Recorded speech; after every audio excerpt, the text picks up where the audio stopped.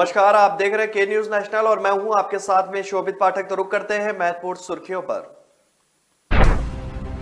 Supreme court के वकीलों को सोमवार सुबह एक बार फिर से गुमनाम नंबर से एक ऑटोमेटेड कॉल मिली है और इसमें कहा गया है कि गणतंत्र दिवस पर दिल्ली में कश्मीर का झंडा फहराया जाएगा। उत्तर प्रदेश में चुनाव जैसे जैसे नजदीक आते जा रहे हैं वैसे वैसे राजनीतिक बयानबाजी भी अब तेज हो गई है। रूस व यूक्रेन के बीच सैन्य तकरार के बढ़ते खतरे के बीच अमेरिका ने चीन को चेताया है। देश में 31 जनवरी से शुरू हो रहे बजट सत्र से पहले ही संसद के 875 कर्मचारी कोरोना पॉजिटिव हो चुके हैं। केंद्रीय मंत्री डॉक्टर संजीव बालियान ने कहा है कि कुछ लोग एक वीडियो के नाम पर ब्राह्मण समाज को भ्रमित करने का काम कर रहे हैं।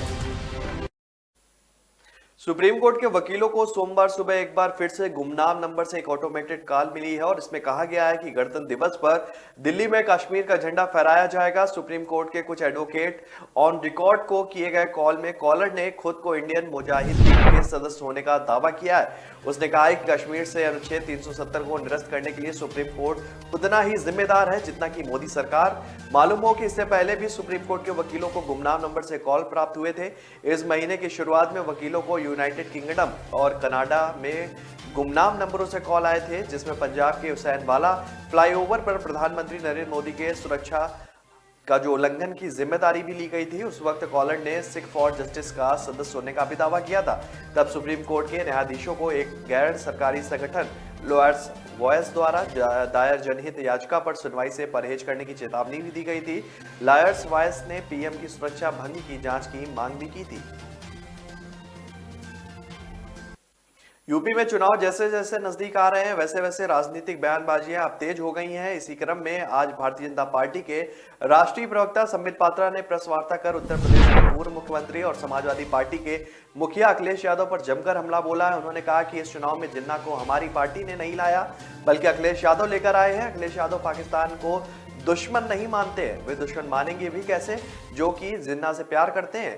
पाकिस्तान से इनकार कैसे कर सकते हैं। अखिलेश यादव का बयान दुखद और चिंताजनक और शर्मनाक है। अखिलेश यादव अपने बयान पर पश्चाताप करें। 2017 के बाद यूपी में विकास की राजनीति शुरू हुई है और इतना ही नहीं, संबित पात्रा ने अब तक उम्मीदवारों की सूची नहीं जारी करने को लेकर भी अखिलेश यादव पर निशाना साधा है। संबित ने कहा कि अखिलेश उम्मीदवार का नाम घोषित नहीं करेंगे क्योंकि उनकी सूची में अधिकतर उम्मीदवार गुंडे और मवाली भरे पड़े हैं। उन्होंने पता है कि अगर वे सूची जारी करेंगे तो जनता के सामने उनकी पोल खुल जाएगी। संबित पात्रा इतना कहकर ही नहीं रुके। उन्होंने आगे कहा कि जेल गए उम्मीदवार नाहिद हसन को भी लेकर उन्होंने अखिलेश सरकार को घेरा। उन्होंने संबित पात्रा ने कहा कि अगर आतंकी कसाब जिंदा होता तो अखिलेश उसे भी चुनाव में उतारने से गुरेज नहीं करते।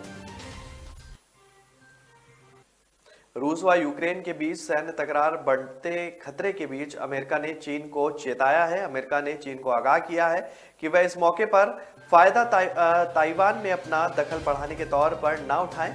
अमेरिका ने चीन की पहले ही घेराबंदी कर रखी है। ताइवान को लेकर चीन के इरादे नेक नहीं है। जहां अमेरिका व अन्य देश उसे लगातार आगाह कर रहे हैं, वहीं ड्रैगन भी पीछे हटने को तैयार नहीं है। अमेरिका ने परमाणु हथियारों से लैस 2 युद्धपोत, एक फिलीपींस के समुद्र में तो एक अन्य जापान के योकास्का में तैनात कर दिया है और इसके जरिए उसने चीन को सख्त संदेश दिया है कि वह ताइवान से दूर रहे। उधर चीन ने भी अपनी पीपुल्स लिबरेशन आर्मी की तैनाती के जरिए अमेरिका को जवाब दिया है। पीएलए ने रविवार को ताइवान के दक्षिणी पश्चिमी वायु रक्षा क्षेत्र में 39 लड़ाकू विमान भेजे हैं। इसमें बड़े पैमाने पर J-10 और J-16 जैसे लड़ाकू विमान शामिल हैं। इस बीच ताइवान की वायुसेना ने हवाई गश्त और जमीन से हवा में मार करने वाली प्रक्षेपास्त्र प्रणाली को सक्रिय कर दिया है ताकि पीएलए को किसी भी आक्रामकता से रोका जा सके। अक्टूबर 2021 के बाद पहली बार पीएलए ने अमेरिका अभ्यास के मुकाबले में इतनी बड़ी तादाद में लड़ाकू विमान जो हैं वो तैनात किए हैं। देश में 31 जनवरी से शुरू हो रहे बजट सत्र से पहले संसद के 875 कर्मचारी कोरोना पॉजिटिव हो चुके हैं। रविवार को संसदीय अधिकारी सूत्रों ने मुताबिक उन्होंने बताया है कि 20 जनवरी तक 2,847 कोविड टेस्ट कराए गए थे, जिसमें से 875 संसदीय कर्मचारी की रिपोर्ट पॉजिटिव आई है, जबकि राज्यसभा सचिवालय में कुल 915 टेस्ट हुए, जिसमें से 271 पॉजिटिव मिले हैं। वहीं 4 से 8 जनवरी के बीच राज्यसभा सचिवालय में 65, लोकसभा सचिवालय में 200 और अन्य सेवाओं में 133 लोग संक्रमित पाए गए। देश में कोरोना केसों की बढ़ती संख्या को देखते हुए बजट सत्र में कठोर कोविड प्रोटोकॉल का पालन भी किया जाएगा। इसके अलावा नए दिशा निर्देशों के तहत इस महीने के अंत तक 50% अधिकार व सदस्यों को घर से काम करने के लिए भी कहा गया है। हालांकि विकलांग और गर्भवती महिलाओं को ऑफिस आने में छूट दी गई है। नए आदेश के तहत भीड़ से बचने के लिए सचिवालय के खुलने व बंद होने के समय में परिवर्तन है। उपराष्ट्रपति वेंकैया नायडू भी रविवार को कोरोना की चपेट में आ गए हैं। नायडू की कोरोना रिपोर्ट रविवार को पॉजिटिव आई है। यह दूसरी बार है जब वह कोरोना वायरस की चपेट में आए। उपराष्ट्रपति सचिवालय ने ट्वीट कर इसकी जानकारी दी है। संभावना है कि वे बुधवार को गणतंत्र दिवस समारोह में शामिल नहीं हो पाएंगे। उपराष्ट्रपति सचिवालय ने कहा है कि उपराष्ट्रपति वेंकैया नायडू कोविड संक्रमित पाए गए हैं और वह अभी हैदराबाद में है। वह एक हफ्ते तक के लिए खुद को उन्होंने आइसोलेशन में कर रखा है। उन्होंने उनके संपर्क में आए सभी लोगों को आइसोलेट होने और कोरोना जांच कराने की सलाह भी दी है। केंद्रीय मंत्री डॉक्टर संजीव बालियान ने कहा है कि कुछ लोग एक वीडियो के नाम पर ब्राह्मण समाज को भ्रमित करने का काम कर रहे हैं। सोशल मीडिया पर यह वीडियो वायरल कर समाज को भ्रमित कर और मेरी छवि को धूमिल किया जा रहा है। उन्होंने कभी किसी पर इस तरह की टिप्पणी नहीं की है। रविवार को सोशल मीडिया पर एक वीडियो वायरल हुआ था। यह वीडियो मेरठ में भाजपा की जन विश्वास यात्रा के दौरान एक चौराहे का है। संजीव बालियान सहित अन्य भाजपा के नेता मंच पर दिखाई दे रहे हैं। भीड़ की आड़ में कोई व्यक्ति ब्राह्मण समाज पर टिप्पणी कर रहा है, जिसे केंद्रीय मंत्री की टिप्पणी बताकर वायरल किया जा रहा है। भाजपा जिलाध्यक्ष विजय शुक्ला का कहना है कि केंद्रीय मंत्री ने कभी इस तरह का बयान नहीं दिया है और ना ही उनकी सोच ऐसी है। कुछ लोग बेवजह उन्हें और भाजपा को बदनाम करने की कोशिश कर रहे हैं, लेकिन मंत्री ने भी देर रात ट्वीट कर वायरल वीडियो का खंडन किया। तो ब्रेक पर जाने से पहले रुक करते हैं अब तक की सुर्खियों पर। सुप्रीम कोर्ट के वकीलों को सोमवार सुबह एक बार फिर से गुमनाम नंबर से एक ऑटोमेटेड कॉल मिली है और इसमें कहा गया है कि गणतंत्र दिवस पर दिल्ली में कश्मीर का झंडा फहराया जाएगा। उत्तर प्रदेश में चुनाव जैसे जैसे नजदीक आते जा रहे हैं, वैसे वैसे राजनीतिक बयानबाजी भी अब तेज हो गई है। रूस व यूक्रेन के बीच सैन्य तकरार के बढ़ते खतरे के बीच अमेरिका ने चीन को चेताया है। देश में 31 जनवरी से शुरू हो रहे बजट सत्र से पहले ही संसद के 875 कर्मचारी कोरोना पॉजिटिव हो चुके हैं। केंद्रीय मंत्री डॉक्टर संजीव बालियान ने कहा है कि कुछ लोग एक वीडियो के नाम पर ब्राह्मण समाज को भ्रमित करने का काम कर रहे हैं। हम भूल गए रे हर बात, सपा तेरा राज नहीं भूले। हम भूल गए रे हर बात, सपा तेरा राज नहीं भूले। घोटालों की सरकार, घोटालों की सरकार को गुंडा राज नहीं भूले। हम भूल गए रे हर बात, सपा तेरा राज नहीं भूले।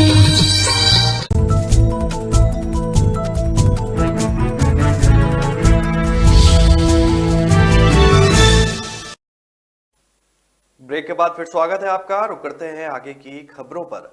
5 राज्यों में विधानसभा चुनाव के लिए प्रत्याशियों का ऐलान होना शुरू हो गया है। राजनीतिक उठापटक के बीच चुनाव जीतने के लिए राजनीतिक दलों ने पूरी ताकत झोंक दी है। नेताओं के दल बदलने का सिलसिला भी जारी है। सबके साथ राजनीतिक नेताओं की बयानबाजी और गुटबाजी भी अब सामने आने लगी है। पंजाब और उत्तराखंड के लिए कांग्रेस प्रत्याशियों के नामों पर आज फैसला होना है और कांग्रेस चुनाव समिति की बैठक भी चल रही है। इसमें पंजाब और उत्तराखंड के बची हुई सीटों पर उम्मीदवारों के नामों को लेकर चर्चा भी की जाएगी। छत्तीसगढ़ के मुख्यमंत्री भूपेश बघेल ने कहा है कि उत्तराखंड में कांग्रेस की स्थिति काफी अच्छी है। बघेल बोले कि भाजपा लोगों को बांटने की राजनीति करती है। धर्म के आधार पर बांटकर वो लोग जो है वोट पाना चाहते हैं। आप नेता राघव चड्ढा दोपहर बाद पंजाब के राज्यपाल से मुलाकात भी उन्होंने करेंगे और चड्ढा पंजाब के को इंचार्ज हैं। राज्यपाल से मुलाकात के दौरान वो मुख्यमंत्री चरणजीत सिंह चन्नी के भतीजे के ठिकानों पर हुई प्रवर्तन निदेशालय के छापेमारी और अवैध खनन का मुद्दा भी उठाएंगे। पंजाब में 20 फरवरी को पहले चरण का मतदान होना है और इसके लिए कल यानी कि 25 जनवरी को 1 फरवरी तक प्रत्याशी का नामांकन जो है वो शुरू हो जाएगा। 4 फरवरी तक नामांकन वापसी का भी मौका होगा। उत्तराखंड के बचे हुए सीटों पर आज कांग्रेस प्रत्याशियों के नाम का ऐलान भी कर सकती है। कांग्रेस की चुनाव समिति की बैठक आज होगी। इस बैठक में पूर्व सीएम हरीश रावत और भाजपा छोड़कर कांग्रेस में आए हरक सिंह रावत की सीटों पर भी फैसला हो सकता है।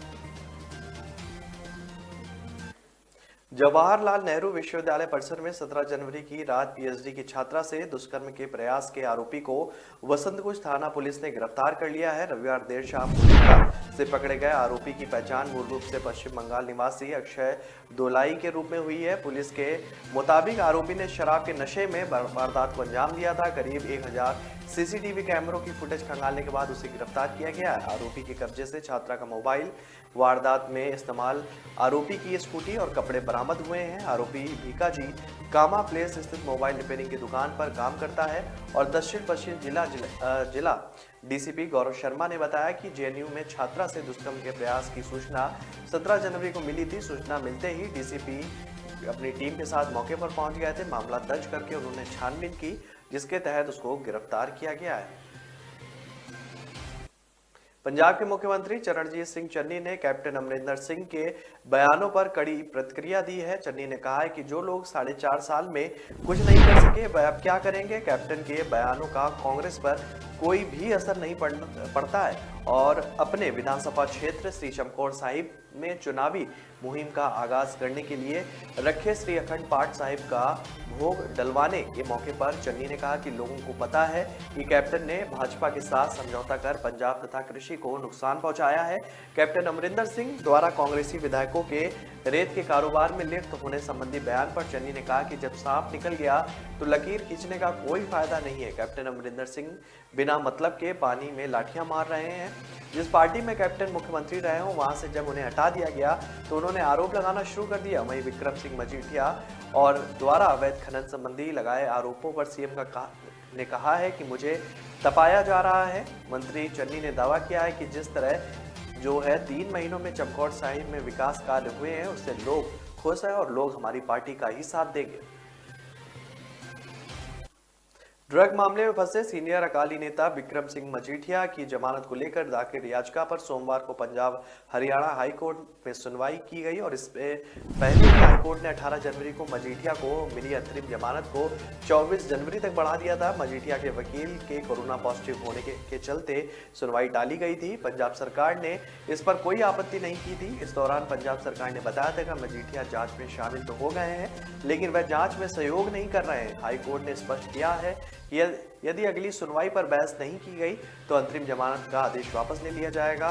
मजीठिया के खिलाफ 20 दिसंबर को पंजाब पुलिस ने नशे की तस्करी के आरोप में विभिन्न धाराओं में एफआईआर दर्ज की थी। उसके बाद से मजीठिया लापता चल रहे थे। पुलिस ने कई जगह छापे मारे थे लेकिन वह पुलिस के हाथ नहीं लगे। हाईकोर्ट में दाखिल याचिका में मजीठिया ने कहा कि उनके खिलाफ एफआईआर राजनीतिक दुर्भावना और साजिश के तहत दर्ज करवाई गई है। सत्ताधारी दल ने चुनाव में इसका फायदा उठाने के लिए ऐसा किया है। वहीं पंजाब सरकार की ओर से कहा गया है कि यह केस तथ्यों के आधार पर दर्ज किया गया है और मजीठिया से पूछताछ जरूरी है। पंजाब सरकार ने हाईकोर्ट से अपील की है कि मजीठिया की अग्रिम जमानत याचिका को खारिज किया जाएगा।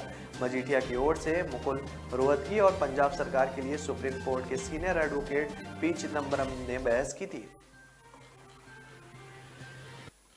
जम्मू कश्मीर में 2-3 दिन से जारी बारिश और भारी बर्फबारी से जम्मू श्रीनगर नेशनल हाईवे समेत 1500 से ज्यादा सड़कें बंद हो गई हैं। जम्मू संभाग में सीजन की जो है ये सबसे ज्यादा बर्फबारी है जिससे सड़कों के साथ पानी और बिजली की आपूर्ति पर व्यापक असर पड़ा है। जम्मू श्रीनगर नेशनल हाईवे पर रामबन में भूस्खलन और बर्फ की फिसलन से हजारों वाहन फंस गए हैं। सबसे ज्यादा ट्रक हैं जिन्हें ऊधमपुर के जखैनी के साथ रठियान और टिकरी गरनई मांड में रोका गया है। खराब मौसम में कटड़ा साजी छत चौपर सेवा भी बंद रही। हालांकि भैरव घाटी रोपवे सेवा चलती रही। सरकारी अमला सड़क बिजली और पानी की आपूर्ति बहाल करने में जुट गया है। इस बीच अगले 24 घंटों में भी कुछ इलाकों में बारिश और भारी बर्फबारी जो है वो देखने को भी मिल सकती है। 25 जनवरी से मौसम साफ होने के भी आसार हैं। 2 दिन में जम्मू संभाग के प्रसिद्ध पर्यटन स्थल नत्था टॉप में 90 सेंटीमीटर पानी और पटनी टॉप में 45 सेंटीमीटर मोटी बर्फ की चादर बिछ गई है। रविवार को भद्रवाह में 9 सेंटीमीटर, बटौत में 3 सेंटीमीटर, बनिहाल में 3 सेंटीमीटर व कश्मीर के काजीगुंड में 14 सेंटीमीटर बर्फबारी हुई है। इसी तरह से पहलगांव में 7 सेंटीमीटर, कोकरनाग में 15 सेंटीमीटर, गुलमर्ग में करीब 7 सेंटीमीटर बर्फबारी हुई है। कटला में जो है सर्वाधिक 50 mm बारिश रिकॉर्ड की गई है। बटौट में 40 mm, जम्मू में 14 mm, श्रीनगर में 7 mm, काजीगुंड में 25 mm जो है बारिश रिकॉर्ड की गई है।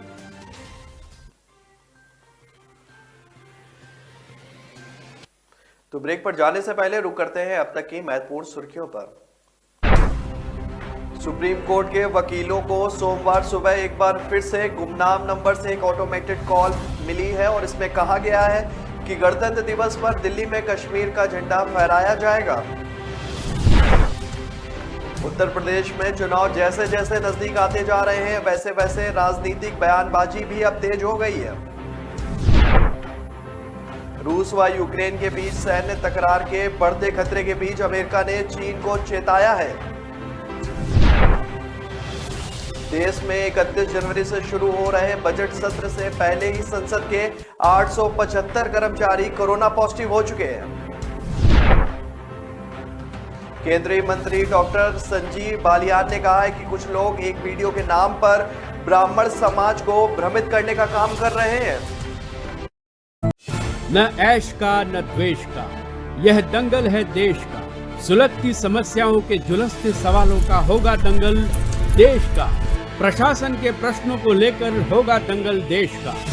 शिक्षा, स्वास्थ्य, समाज, कानून और व्यवस्था के आज क्या है हालात। सोमवार से शुक्रवार रोज रात 8 बजे जलपा क्षत्रिय के साथ दंगल देश का। ब्रेक के बाद फिर स्वागत है आपका। रुक करते हैं आगे की खबरों पर। आगरा के थाना शाहगंज क्षेत्र के भोगीपुरा में सोमवार की सुबह वाल्मीकि बस्ती में गैस सिलेंडर फटने से एक परिवार के 8 लोग झुलस गए। हादसा सुबह तकरीबन 8:15 बजे के करीब हुआ। वाल्मीकि बस्ती निवासी विनोद के घर में अचानक सिलेंडर में आग लग गई। आग से परिजनों में चीख पुकार मच गई। इस दौरान विनोद, उनकी पत्नी कमलेश, बेटा, भतीजी सहित 8 लोग झुलस गए। मोहल्ले के लोगों ने सभी को बाहर निकाला है। सूचना पर पुलिस पहुंची। सिलेंडर फटने से घर भी क्षतिग्रस्त हो गया है, जिससे पूरे इलाके में अफरा तफरी मच गई। पुलिस ने दमकल की मदद से आग पर जो है वो काबू पाया। झुलसे हुए लोगों को एसएन मेडिकल कॉलेज में इमरजेंसी में भर्ती कराया गया है, जहां उनका इलाज किया जा रहा है। थाना प्रभारी निरीक्षक का कहना है कि सभी की हालत जो है वो खतरे से बाहर है। हादसा सिलेंडर में आग लगने से बताया गया है। इसके कारण लीकेज भी हो सकता है। फिलहाल मामले की जांच की जा रही है। अपने 13 सूत्री पंजाब मॉडल को सूबे के भविष्य की तस्वीर के रूप में पेश कर रहे पंजाब प्रदेश कांग्रेस कमेटी के प्रधान नवजोत सिंह सिद्धू ने रविवार को स्पष्ट कर दिया कि उनका पंजाब मॉडल या तो कांग्रेस के चुनाव घोषणा पत्र का हिस्सा होगा या फिर घोषणा पत्र नहीं होगा। उन्होंने कहा कि पंजाब मॉडल है तो नवजोत सिद्धू है। इसके साथ ही उन्होंने पंजाब चुनाव में कांग्रेस का मुख्यमंत्री चेहरा घोषित किए जाने की मांग को फिर से बुलंद करते हुए कहा कि पंजाब की जनता दुविधा में और अगर यह दुविधा दूर हो गई तो पार्टी इस चुनाव में 70 सीटें जीतकर फिर से सरकार बनाएगी। चंडीगढ़ में रविवार को पत्रकारों से बातचीत के दौरान सिद्धू ने कहा कि पंजाब मॉडल के एजेंडे को फिर से विस्तार पूर्वक जो है वो रखा जाएगा। वहीं राज्य में पार्टी और सरकार से जुड़े मुद्दे भी इशारों में उठाए जाएंगे। उन्होंने कहा कि पंजाब की जनता के सामने आज ये सवाल है कि प्रदेश को दलदल से बाहर कौन और कैसे निकालेगा। इसके लिए रोड मैप जो है वो तैयार होना चाहिए और अगर इस रोड मैप को घोषणा पत्र के रूप में पेश किया गया तो कांग्रेस की जीत पक्की है। जनता उसी पर भरोसा करेगी जो रोड मैप पेश करेगा। खजाना कैसे भरेगा, विदेश का रुख कर रहे युवाओं को पंजाब में रोजगार कैसे मिल सकेगा, युवाओं को उद्यमी कैसे बनाया जा सकेगा और कृषि क्षेत्र को फिर से कैसे प्रफुल्लित कर किसानों का जीवन सुधारा जा सकता है, लोगों की यह दुविधा दूर करनी होगी। चुनाव के माहौल के बीच शिवसेना सांसद संजय राउत अपने बयानों से लगातार बीजेपी पर निशाना साध रहे हैं। उन्होंने अपने एक बयान में कहा है कि बाबरी के बाद हिंदुस्तान में हमारी एक लहर थी। अगर हम उस समय उत्तर भारत के राज्यों में चुनाव लड़ते तो देश का पीएम आज शिवसेना पार्टी का होता। लेकिन हमने बीजेपी को आगे आने दिया, जिससे हमें ही कीमत चुकानी पड़ रही है। राउत ने कहा कि बीजेपी सिर्फ सत्ता के लिए हिंदुओं का इस्तेमाल करती है। इससे पहले कल ही शिवसेना अध्यक्ष और महाराष्ट्र के मुख्यमंत्री उद्धव ठाकरे बीजेपी पर जमकर निशाना साध चुके हैं। उन्होंने कहा कि बीजेपी का मतलब हिंदुत्व नहीं होता। शिवसेना ने अपना हिंदुत्व कभी भी नहीं छोड़ा। इस दौरान उन्होंने फिर इस बात को दोहराया कि बीजेपी के साथ 25 साल का गठबंधन में शिवसेना जो है उसे सिर्फ निराशा हाथ लगी है। उन्होंने कहा कि बीजेपी ने शिवसेना के साथ धोखाधड़ी की, इसलिए उनसे दूर होना पड़ा। इस्तेमाल करो और फिर फेंक दो, यह बीजेपी की नीति है। सीएम उद्धव ठाकरे ने कहा कि महाराष्ट्र में शिवसेना की लहर लाएंगे। महाराष्ट्र के बाहर भी शिवसेना ताकत के साथ चुनाव लड़ेगी। उन्होंने कहा कि निकट भविष्य में दिल्ली पर भी कब्जा करने का सपना जल्द ही पूरा किया जाएगा। बीजेपी के नेता कहते हैं कि अकेले दम पर चुनाव लड़ो। शिवसेना की पूरी तैयारी है, लेकिन शर्त है कि ईडी और दूसरी एजेंसियां पीछे न लगाई जाएं। समाजवादी पार्टी के संस्थापक मुलायम सिंह यादव की छोटी बहू अपर्णा यादव ने रविवार को कहा कि बहू बेटियों की सुरक्षा के लिए भारतीय जनता पार्टी की सरकार जरूरी है। बीजेपी में बहू बेटियों का सम्मान सुरक्षित है। बीजेपी प्रदेश मुख्यालय से जारी बयान के अनुसार पार्टी कार्यालय पहुंची अपर्णा यादव ने कहा कि मैंने राष्ट्रवाद की वजह से बीजेपी को चुना है। बीजेपी सरकार में महिलाओं का सम्मान है और प्रधानमंत्री नरेंद्र मोदी, मुख्यमंत्री योगी आदित्यनाथ की सोच और दूरदृष्टि से समाज में बहुत ही सकारात्मक बदलाव भी आए हैं। अपर्णा ने आगे कहा कि बीजेपी वो पार्टी है जिसने देश को बचाया है। मैं एक नए भारत के निर्माण के लिए प्रधानमंत्री नरेंद्र मोदी के साथ आगे बढ़ना चाहती हूँ। यादव ने कहा कि देश और प्रदेश की उन्नति के लिए बीजेपी जरूरी है। बीजेपी जीतेगी तो देश और प्रदेश दोनों की तरक्की होगी, गरीबों का कल्याण रहेगा और बहू बेटियां जो है सुरक्षित रहेंगी। सबका साथ, सबका विकास, सबका विश्वास का संकल्प पूरा होता रहेगा। आपको बता के दें कि समाजवादी पार्टी छोड़कर दिल्ली में बीते दिनों बीजेपी की सदस्यता ग्रहण करने के लिए लखनऊ में अपर्णा यादव बीजेपी कार्यालय आई थी और भारतीय जनता पार्टी प्रदेश मुख्यालय पर नेताजी सुभाष चंद्र बोस की 125वीं जयंती पर हुए कार्यक्रम में बीजेपी के प्रदेश चुनाव प्रभारी केंद्रीय मंत्री अनुराग ठाकुर, अपर्णा यादव कांग्रेस छोड़कर आई, रायबरेली से विधायक अदिति सिंह और प्रियंका मौर्य ने नेताजी सुभाष चंद्र बोस के चित्र पर माल्यार्पण कर उन्हें श्रद्धांजलि भी अर्पित की। इसके बाद कार्यक्रम के दौरान मेयर संयुक्ता भाटिया, प्रदेश मंत्री अर्चना मिश्रा और महिला मोर्चा के कार्यकर्ताओं द्वारा तीनों ही नेताओं का बीजेपी परिवार में स्वागत किया गया। भारतीय जनता पार्टी ने आगामी विधानसभा चुनाव में मुरादाबाद के ठाकुर द्वारा क्षेत्र से अजय प्रताप सिंह को मैदान में उतारा है। आपको बता दें कि बीजेपी विधायक अजय प्रताप सिंह अल्लाह भैया गोंडा जिले की कर्नलगंज सीट से 2017 में चुने गए थे।